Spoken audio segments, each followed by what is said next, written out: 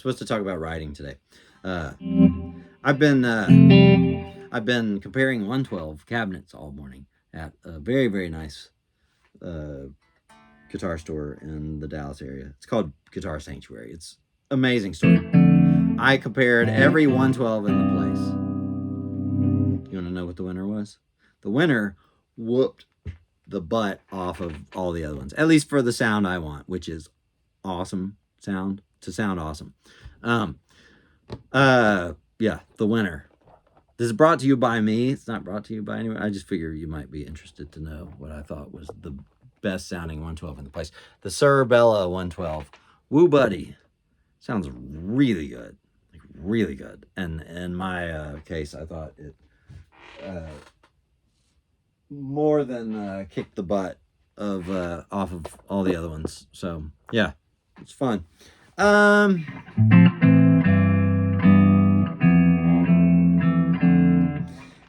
Writing. Okay, here's the issue.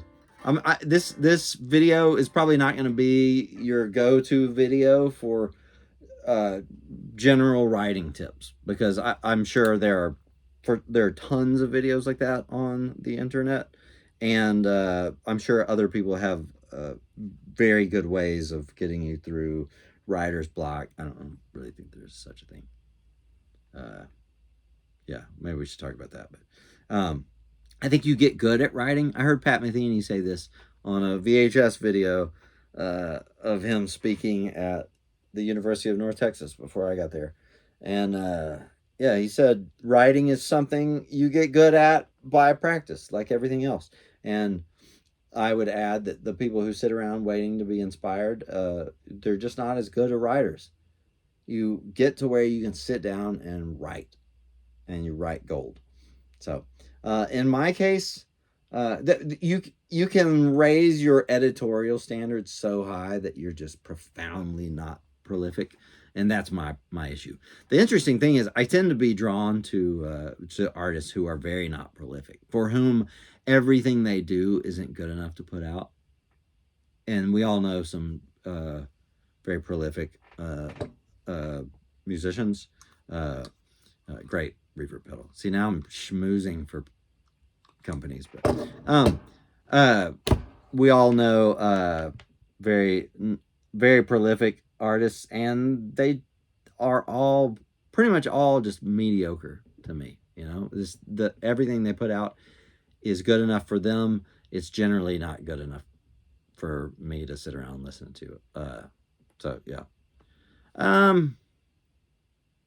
So here are the ways that I write, and I very much encourage you to not do that. Because for me, every decision feels legacy defining, and it's not fun. Like I don't enjoy doing albums. I mean, the first two Fantastic Boom albums were made under complete internal compulsion. I don't feel that way about a third one, and so I doubt I would do it. And I have no interest in seeing what kind of album I would make without the compulsion. You know, where every decision didn't feel like life or death. Every other what most people would think are little decisions, I have no such filter in my head, and it sucks. It sucks. So I'm saying that partly to warn you against taking my advice across the board. You know, it's like it might be that this is just terrible advice. So, okay, your highest calling as an album maker is the same as your calling as an artist of any type, right? If you're first of all, as a guitar player, right? As a guitar player, as an improviser, a chord player, as a writer, as an album maker, producer, and if you're into drawing or basket weaving, your highest calling is to make art that's unlike everybody else's art, and it's an unrealistic goal. And in my case, that's the one I shoot for. And there's a little like case in point. There's a knife right in my heart every time somebody says, "Oh, that reminds me of so and so." It's like, oh man, it really kills me a little bit inside because I try so hard to not do it, recognizing that that's not a realistic goal. I do recognize that. One of my co-producers on the previous album, on the second Fantastic Boom album, there was a time when we had like four of all the rhythm section that I had hired for the live takes that we needed to do, the live band playing together parts, uh, and they and Matt talked to them, and he got what I was going for and told them, we're not trying to sound like anything in particular. In fact, it would be a bad thing if we sounded like anything in particular. Perfect, because that really is my heart on the matter. It's why I think 1,000 demerits go to artists who try to sound old, artists who try to sound vintage. I absolutely think of that art as lower, and I think outside of our, I don't know if I should say this. I'm going to say it. Outside of the pro sideman community here in Dallas, mostly UNT jazz people, former UNT jazz uh, people. The music that our community makes is very forward looking, very brilliant. Outside of ours, there is a freaking epidemic in Dallas. The Dallas original music scene is so vintage looking, backwards looking. They try to sound old, and I just don't care much for it at all. Some of them dress old to really capture that, and to me it's like, blah. Well, who cares? Real art is tomorrow art. Doesn't have, obviously it wouldn't have to be completely nothing could be completely brand new, right? But it endeavors to be that, right? It tries to do things that sound new. It tries to say things that are new, and this is, in fact, we'll start there.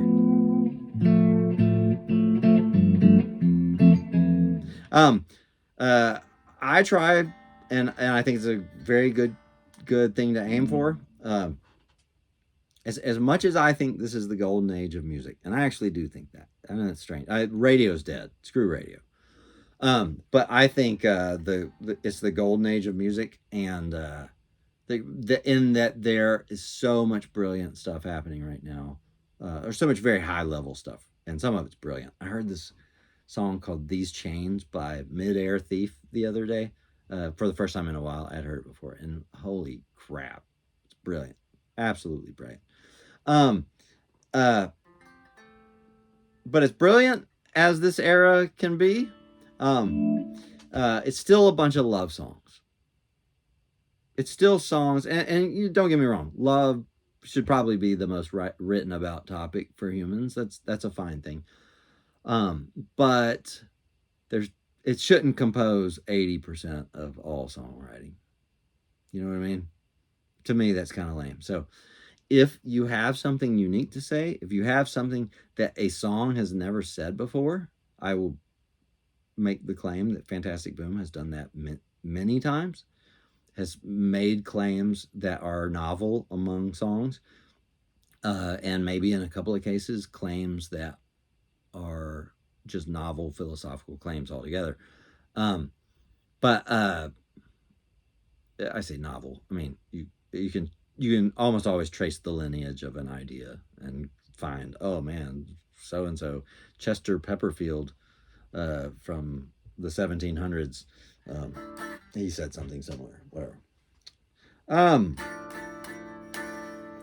always making up weird names. What was it? Who was it last time? I don't remember. Something Bottom. Tinkle Bottom? Something Tinkle Bottom. Find something you want to say. Find something that's important. If you're writing vocal music, think of something you want to say that's important. And if it's something that nobody else has said in a song, great, perfect. You should say that. You should write a song about that, right? If you have an idiosyncratic vocabulary, you should use that, right? If your main goal is to make art that's unlike anybody else, The best way of being idiosyncratic is to be the thing that you already are. The way that you are different from other people, the way that you think about things, the way that you say things. If you can instill that into song form, that's your real goal, which takes a little bit of fearlessness, right? What is it that you do well? Make the song like that. As a non-lyrical example, there was a little bit of agonizing over whether I should do guitar solos in my music early on, because I was really concerned about it being indie rock, and I was trying to make indie rock. But the type of guitar solos that I play aren't a thing in indie rock. They're really not. Um, uh, Even I think the people I suspect can really play, the very rare indie rock where there are big guitar solos.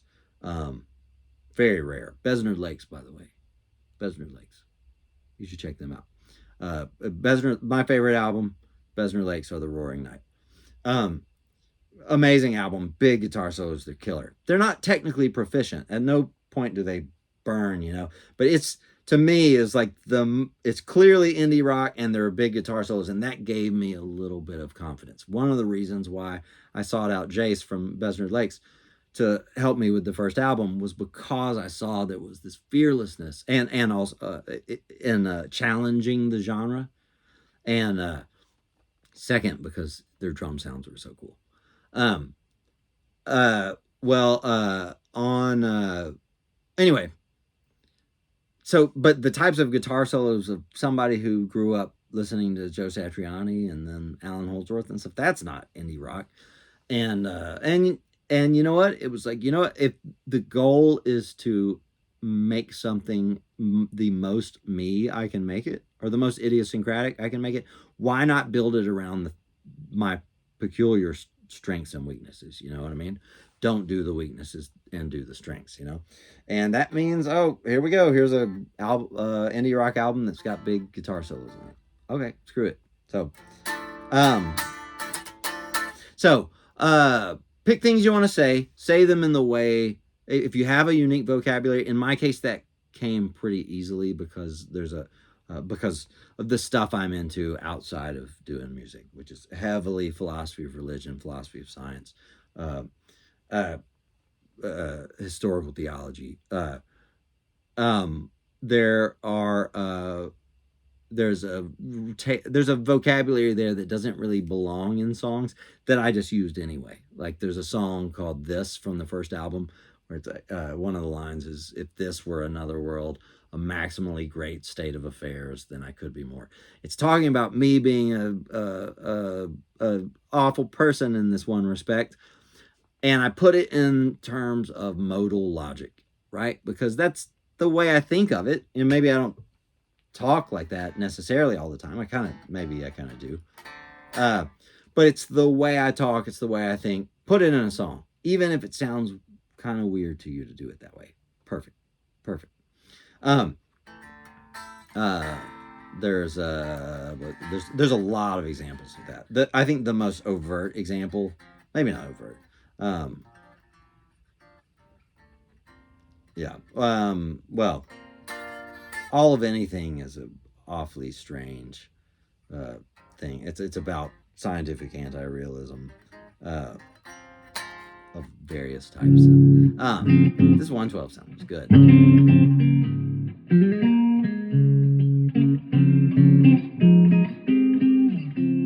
Um, uh, yeah. Anyway, it puts the desire for change in terms of the way I was thinking about it at the time when I was trying to change, which is I don't need to find the event in my past that made me go awry, the exact one. I just have to find an explanation that is empirically adequate. And I don't want to make the video about that, but basically, in a nutshell, I put it in terms that are just really maybe nerdy sounding, but you can tell the song is about something important.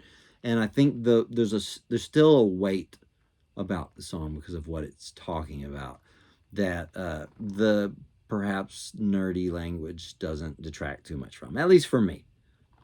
And ultimately, you have to be the biggest and first fan of your music. You have to be it, right? Never, ever, ever be guided by the question, will people like this? Never do it. That's why network TV sucks. It's why big budget movies suck. It's why big budget albums suck. It's why everything on the radio sucks, right?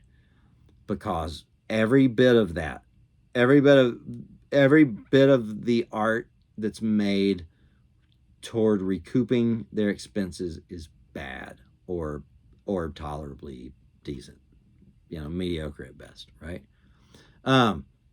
So never do that, at least in the album making process. When it comes time to market it, sure, do your homework, blah blah blah. I'm not one to talk. I needed help with all that stuff. I needed marketing help. I needed a label, but yeah, there you go. Try to have a name now. I made notes this time. I'm hoping it doesn't make. I'm barely peeking at them. I'm hoping it doesn't mess up the spontaneity of these videos. So, but on this topic, it's like I know there's a million things I'm not going to think about. I'm going to go ahead and call this episode 1, part 1, whatever, because I know I'm going to think of 40 other things I should have said. But so far, pick things you want to say them in the way that you would say them, right? Aim for being different. We'll make that a third one, right? Aim for sounding different. That comes down to your production decisions as well.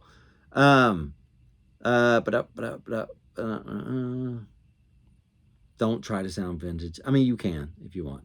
There's this interview with, this is a much harsher way of the way I think, but there's this semi-famous interview that Mike Patton from Mr. Bungle and Faith No More is giving at some music festival like 20 years ago. It's like on MTV Europe or something. I don't know if I doubt it's going out live, but I'm sure it's not. They're videoing it, but he's talking, right? And he's saying, yeah, this year I'm going to be doing so-and-so, blah, blah, blah. It's an outdoor music festival. And you hear Wolf Mother start up in the background. And he's still talking. And finally he's like, I'm sorry. Are you hearing this? This sucks. And I'm not saying Wolf Mother sucks, right? But what he's upset about is the same thing that I'm kind of getting at, which is they're trying to sound old. They're trying to sound like they're heroes. And that approach isn't art. It's not. And so trying to make something that's been made, I highly recommend. I mean, by the way, you can still make art under that guiding principle, but it's in as much the part that's trying to sound old, that's not really art. I mean, granted, if we're going to try to define art, then all will be lost. It can't be done. So yes, that statement can be challenged. And yes, counter examples can be marshaled that we'll all agree are art. So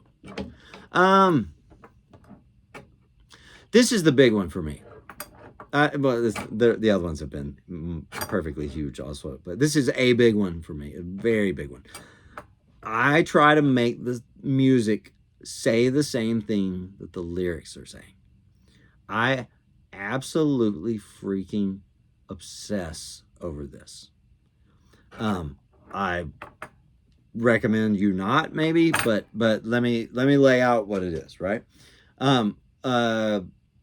Great example of this. A Fantastic Boom song called August and Everything After. Right, very simple song. Just 4, 5, 6. Actually, it's like a 4/6 to 6. So, and then the chorus, it says, I cannot be this. So 2, 4, 5. 2, 4, 5. Right? It does something there. I'm saying, I cannot be this. It's saying, it's about, I'm determined to do better next time. I've failed again. I'm determined to do better next time. That song is brutal. That's another thing. If you can handle it, be as transparent and upfront, unless you want to make silly music. But well, even then though, you ever heard? Okay, be very honest, transparent, extremely vulnerable, right? Now, if you work at a day job and it's an office job and whatnot, writing songs about that is actually pretty sick. I don't know if you've heard. Is it called nerdcore rap or something? It's about people rapping about their office jobs and stuff, and it's some of it's awesome. I love that stuff.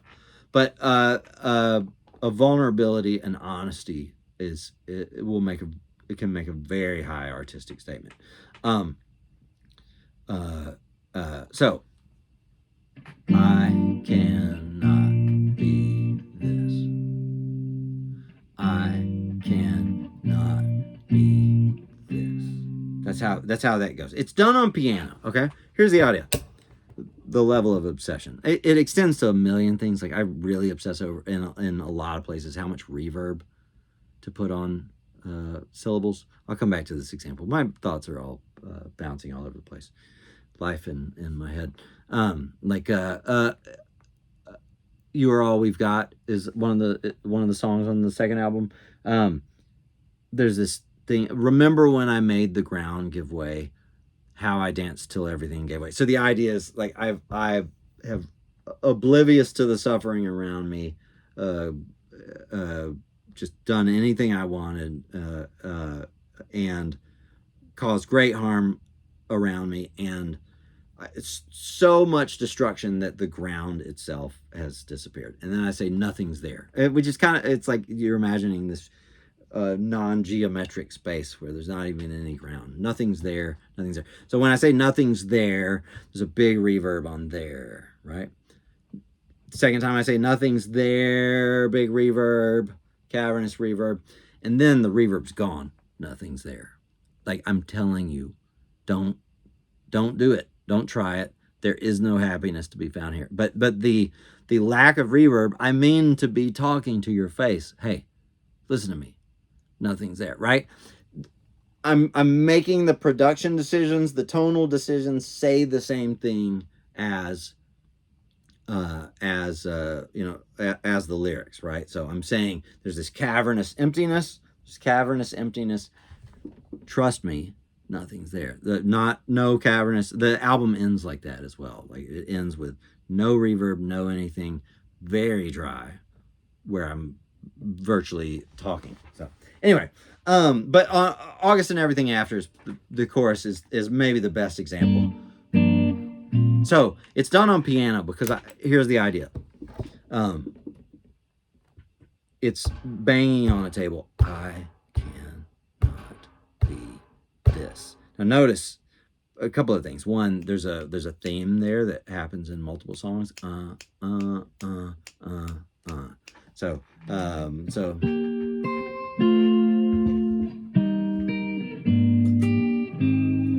you are all we've got. So you are all we've got. I cannot be this. I intend for these themes to be noticeable, and for the question to be asked, wait a minute, what do they have to do with this, with each other, right? Even if there's not enough, even if I don't give you enough information in song form to figure out exactly the connection, it's intentionally there. But I cannot be this. I needed it to be a piano or a synth so that there's literally a banging on the table. That's a nerdy level of obsession. You don't have to go that far. But notice the time straightens out. I mean, like there's a be this, like resolving to myself for the 9 millionth time, never again, right? The second time it happens, so there's the first chorus, I cannot be this. The second time is they're even slower and spaced apart. I cannot be this, right? They slow down, they get straight, they're very straight. It is the sound. I don't know what that what that sounds like on the video is probably very annoying. Sorry if it's super loud. The second chorus comes around, and I'm going to say it 2 more times, right? And it's even slower this time, but there's a hint of I'm about to give up. There's an overriding despair that's starting to set in. And I cannot be. And I really don't finish the sentence. I start, right? The second time, and I just bail mid-sentence. I don't even finish the lyrics, right? Why? Because it's a giving up. It's an utter despair. The piano finishes without me and kind of just falls apart. The voicings, I have no fewer than 45 takes of that. That's not me on piano. It's the final take is Amard Furtado, but brilliant Brazilian player. But Amard and another brilliant player with whom I get to play all the time, Daniel Porter. They both did it a million times. It's just I suck to work for. I suck. One day I'll tell you Midlake recording with Midlake stories. Sorry. Oh, I shouldn't have done that. It was not pleasant. It was not pleasant. Maybe I could have played better. I don't know. But it was me trying to work for someone who's something like me. It was their old singer. And woo, buddy, man, it was impossible. It was impossible. So finding out that I am something like that, not in the same way, because there is a thing that I know when I have it. And I was never convinced there was such a thing for him. And I don't, anyway, their old singer. Anyway, so that's a way in which you're making the musical decisions say the same thing as the lyrics, right? And that's the idea. We could go song by song on both albums, but especially the second album, where I'm obsessing over that.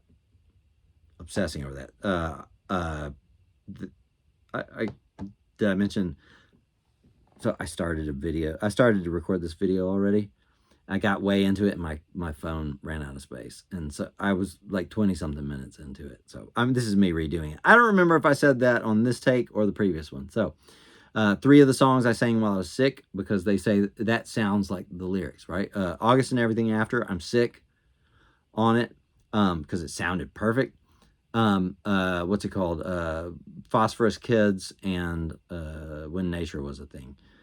All 3 of those songs, I'm sick during them because it sounds like exactly what I'm talking about. Even if, sure, everybody's going to think I'm a crappy singer. I don't care. I don't care, like about what people think of the technical proficiency of it, or, whether the pop people think, oh, that person's the worst singer I've ever heard. Fine.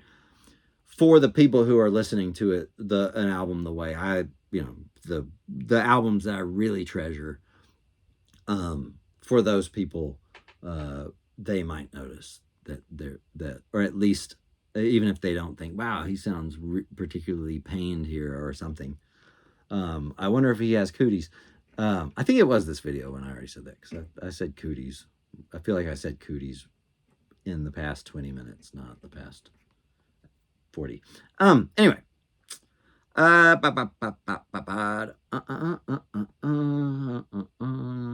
Your style is as much the things you don't do as that you always do. If you find chords that you don't like, never do them. And I mean chord numbers, right? So for me, perfect example. Let's say we're in the key of F. So 1, 2, 3, 4, 5, 6. In R&B, that's a very common. 4/5 is a very common chord to use in R&B. Right. Give me your attention, baby. But that song, and there's a billion songs, and I love those, like that's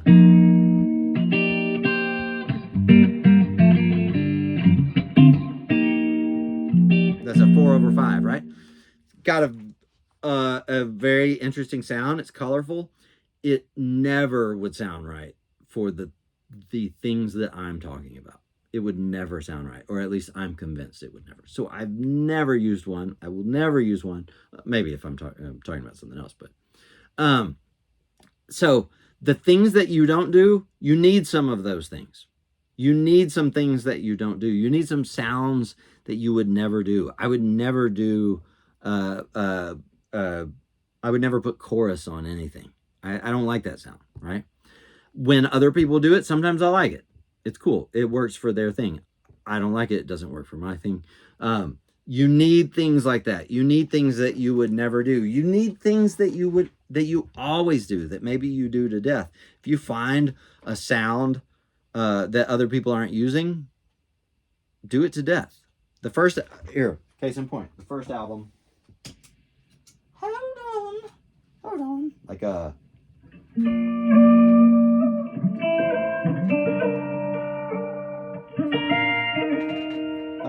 it's a little. Yeah, it should have more.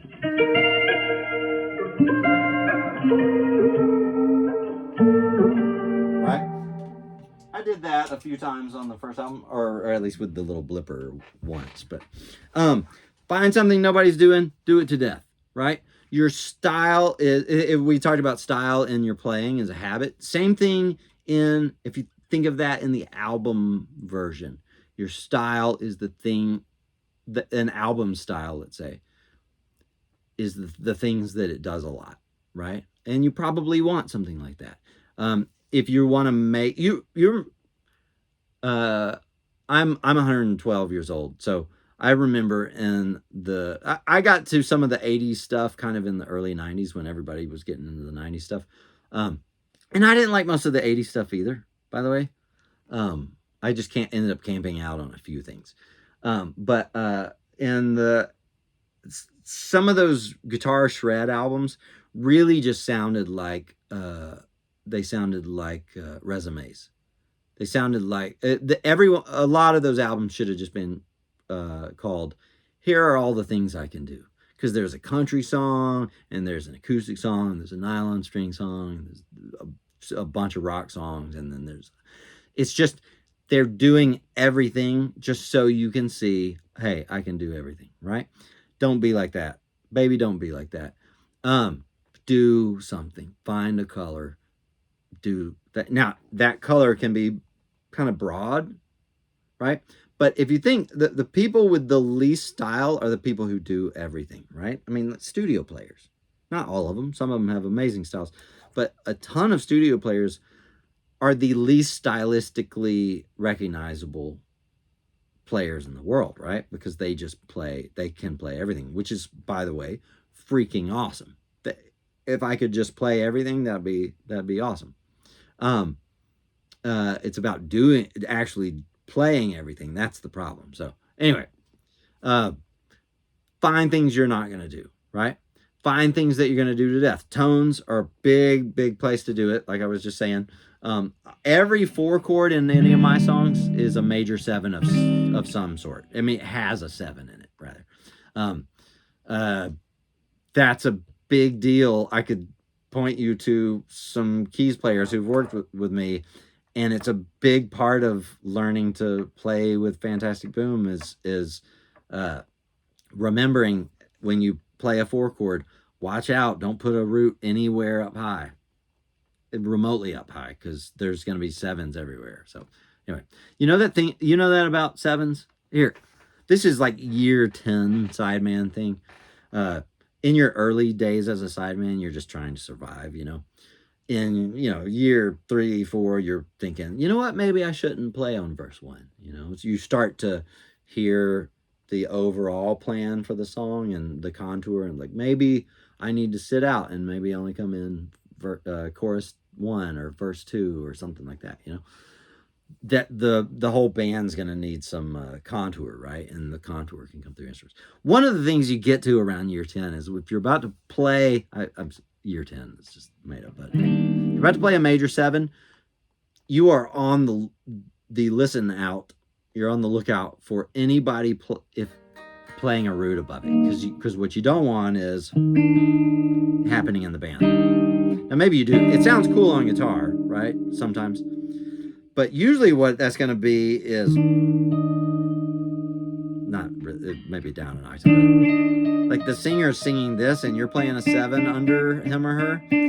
That's bad, being a bad sideman. So yeah, that's a good thing to pay attention to. So 7s, if you're going to play a major 7, right, it's going to usually be on a 1 chord or a 4 chord, right? Because that's where they would happen naturally. Listen for anybody playing or singing the root of that chord above you. If they're doing it, bail on your 7. Get off your 7. So, unless you're doing, alternative rock, then you just do whatever you want. So, a lot of people. Here's another point I wrote down. A lot of people are going to tell you, or it depends on the type of album making you're doing. But a lot of people are going to tell you, man, my hair is just crap today. Extra crap. It's always crap, but it's extra bad. A lot of people are going to tell you, I heard this a billion times. I'm naturally going to hear it a billion times, though, because people say, when's that record going to be out? I don't know. I have no idea. I'm a long way off. You know what? It's never going to be perfect. This is what they'll say. It's never going to be perfect. You just got to put something out. Or it's supposed to be a time capsule of where just the decisions you would make at this point in your life. And to both of those statements, I said, thank you very much. That's not for me. For me, it has to be 30 minutes of euphoria. I can't believe that I finally found exactly how that should go, exactly what that tone should be, exactly what everything should be. It can be perfect. You know what I mean by perfect, imperfectly perfect. The perfect statement is really what we're saying, right? Not the flawless execution, right? We're not talking about that. But it can be perfect. It absolutely can be perfect. The problem is you have no idea how long it's going to take to get there. But if you're willing to possibly die in the meantime and it never be done, it can be perfect. And that wasn't a joke. I think that a lot while I'm making an album. Like, it's possible this will never be done, that I'll die before it happens or whatever. Yeah. So if you're willing to wait, it can be perfect. That goes for every little step of it. This is the part where especially you should very much think twice about following me on this, right? But it goes for the sonics, it goes for the lyrics, right? If you haven't found the most perfect way of putting whatever it is you're trying to say, you can keep waiting. You can keep waiting. There is such a perfect thing. Now, you need to be the person who would recognize the perfect when you have it and not always think, yeah, but what if there's something more perfect? That's the difference. You can't be, yeah, but what if there's something more perfect person? You don't want to be that person. You have to get to where you know when it's perfect. So when, I could literally go every 5-second interval on especially the newer album, That Which Cost Me Nothing, available everywhere musics are streamed. Every 5-second interval. I could say, this took forever. It took forever to get this sound right, or to find the perfect sound for this. But when I had it, I knew it. That's the difference. When I found each decision on the album, I knew it was right. Or in a few cases, I had 2 things that were a toss-up even to me. You know what? This isn't on my list. Have an inner circle. They don't have to be musicians. They do have to be 2 things. They have to have unerring senses of taste. They have to have a sense of taste. So in my case, I have my friend Joaquin, brilliant, a great creative mind, right? And he knows every old album. He knows, like, oh yeah, this is Lou Reed did this on something. I've never listened to Lou Reed. Thank you for telling me that. And I thought that came from Deer Hunter or whatever, right? There's a thing that apparently Lou Reed did that Deer Hunter does a lot. I thought it came from Deer Hunter. And I never do it, but anyway. Joaquin, I know where he's coming from. He sounds a little more musically conservative than me, but he is uber creative and he knows every album as a touchstone. A remarkable encyclopedic knowledge, right? Then my other two friends, Jake and Silverio, who are brilliant and have the most unerring sense of taste, and they like weird stuff. They're way into this dude Shushu, Xiu, like legit art, where he's singing. It's like, man, this guy, I hope he doesn't hurt himself, like because his music sounds really like like I don't think he's playing. I think he's unhinged, and I hope he's okay. You know what I mean? They're way into him, and I know if I can impress them, if they think something's amazing, then like if I have a toss up thing, or if I just want fresh ears on something. Because by the way, you are gonna hear something so many times. That's what I should have put. Oh yeah, all right. That's my next point. All right, you're gonna hear something so many times that you're gonna lose objectivity on it. Um, I'll talk in 1 second about what to do. But I have this inner circle of people who have two things: unerring sense of taste, perfect sense of like I mean their sense of taste is very high.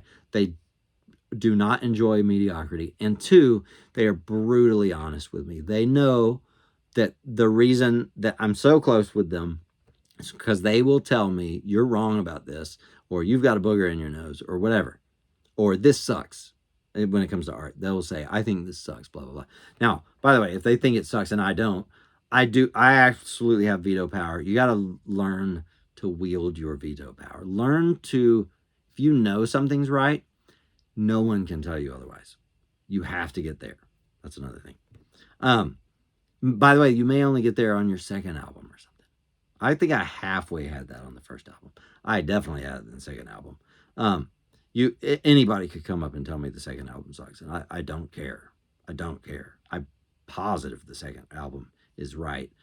It's 32 minutes of exactly right.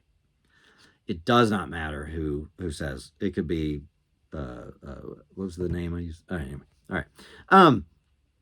So have an inner circle of people who have very good taste, or taste that reflects your taste, and who are brutally honest with you, who will tell you exactly what they think when they think it.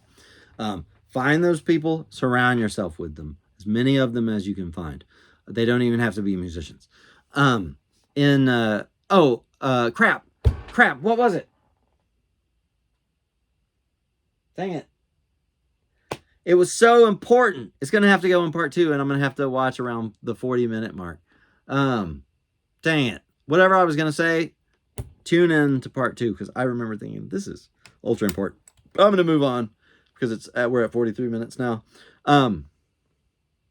Voicings are not the same. Voicings, obsess over your voicings. I really obsess over voicings. Now, when you're stacking an entire band, what the voicing is a little hazy, but I obsess over voicing. So 1 chord, 2, 3, 4.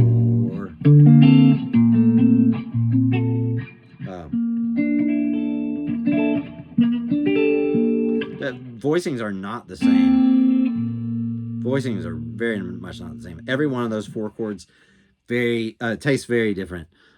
It's worth obsessing over, I think. For me, at least. So inversions have a different color. They very much have a different color. So if you've got this 1 chord and you're tired of hearing it, like give the bass player the 3 note instead of that. That doesn't mean you have to play a single thing differently, by the way. Yeah, I'll make a video about that. This will be in a pet peeves video. When guitar players go, learn your inversions, and they do stuff like that. I'll explain what I mean in a different video. Voicings are not the same. Use inversions. Inversions are a big deal. Change the bass notes. Yeah. I'm going to stop there. Now, whatever it was that I just forgot is going to drive me freaking nuts. But whatever it is, it'll be at the top of part 2 writing. Part 2, Electric Boogaloo. Yeah. I also have an interesting tip. I only ever tried this once, and I'm sure other people have done this, But I'll put it in the next video. Man, it's a great hack for writing, for getting a song off the ground. By the way, you know, finishing a song is the thing you need experience with. Everybody has song ideas. Everybody has tons of song ideas. Oh, you know what? Hold on. Lyrics, vague plus literal. Adding another thing to talk about in the next video. What was I just saying? It's gone, man. My brain is like running like a slow motion, like Indiana Jones. Somehow the bridge has already been cut and he's just running as the suspension bridge is falling. I don't think that happened, but you know what I mean. Like, it's just everything's falling behind me and I'm running as hard as I can. Yeah, I don't know. Oh, yeah, finishing songs. You need to get some practice finishing songs, not starting songs, finishing songs. If to do that, you need to intentionally write moronic songs that you would never put out. You should do that. You should write 3 songs that you would never put out. But that raises that lifts the your need to get them perfect. And without that need to get them perfect, at least on these 3 songs, which, by the way, don't get me wrong, for songs I'm actually going to put out, I need for them to be perfect. You don't have to. I have to. It's a total obsession. But you should have practice finishing songs and writing a few songs that you don't need to be perfect. So you literally write them about what dog food tastes like, whatever. Just make up something you would never dream of putting out, but so that you finish a song, and then you finish another song, and then you finish another song. If you come into the songs, I know one of the things that's come on. Okay, good. My low battery thing. I was afraid it stopped the video. I know one of the things you're most afraid of. I watch you when you're sleeping. I know one of the things you're most afraid of is finishing a song. It's like I'm assuming, and that imposes such an intimidation burden on the songs that you really do want to be perfect. What you need are song finishing chops, and you'll get those through finishing songs. So write a few songs that you do not care about. You don't care about, right? They're just practice songs, and finish them. When you go into the songs you do care about, you will have a much higher level of confidence about being able to finish those songs because you've done it before. The having been there and done that confidence is what you need going into the songs that you do care about. So there you go. Random bunch of thoughts. Whatever it was at around the 40-minute mark, I'm going to put in the next video. Hopefully watching it will remind me. Yeah. So yeah. That'll be it. Whatever else I think of, we'll talk about soon. I love you.